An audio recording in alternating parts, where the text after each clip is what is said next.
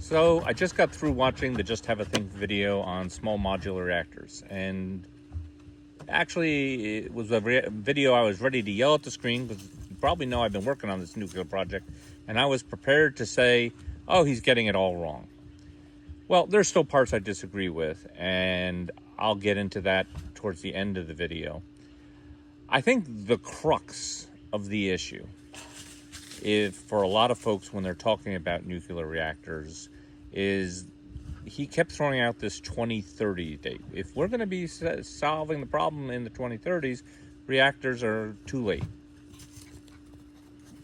Yeah, okay. If you think that we're going to come close to net zero, be driving down the curve, we're going to be 80% of the way there in the 2030s, you probably still need to do reactors, but no, they're too late. Okay, I don't believe that. The evidence does not support that. So yes, renewables have made progress, and whether I like it or not, and I don't particularly like it, in the United States, which is where I live, credits have been taken away from solar and wind. They're going to have to stand on their own. Tax credits are still there for nuclear. The biggest issue isn't even the cost of electricity, and this is the great waving of hands that happens with renewables. We're going to continue to see progress with them. They're going to take over an ever-increasing amount of our power, and I think that's great. I mean, I have right over there, my house, solar panels, all about it. You have two other issues, though. You have energy growth, and you have the grid. If I wanted to fix the grid and wave my hand and create this wonderful smart grid that renewables could handle, I couldn't get it done by 2030. All right, go see my video on what's up with transformers, and I'm going to do a grid video in the future. Just isn't happening.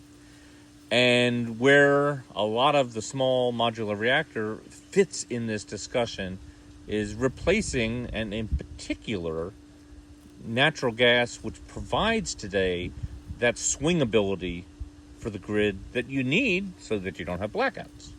Okay. So, like it or not, you're going to need something that can handle that. Now, I've done, and I've already posted, and you can already take a look at the economics. Some of what he says in there about the economics of SMRs, it's not really right, okay? Some of what he says is got a strong point, all right? You're not going to do it by 2030, and reactor fuel, yeah, that's an issue, and it's going to take a while to come online, and there is some risk, and there are opportunity costs. But at the end of the day, you do need to go down more than one track. And I've seen in my experience as a military project manager, too many projects that are like, I've got to have that capability by this date. And I did videos on that as well. And the issue becomes, like he's talking about, when we need to be there by 2030. It would be better if we were. But we're not going to. And by setting this unrealistic date that people are not on board with in a majority sense, like it or not, they're not. Pushing then for that date leads you to make decisions that is going to cost you credibility in the long run. So, all that said, I have just about finished my total Natrium small modular reactor video.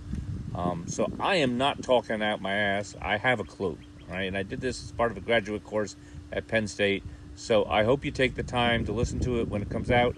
Should be within the next week. Let me know what you think, both about my thoughts here, in case I need to make any tweaks to that video, and of course when it comes out. Take care all.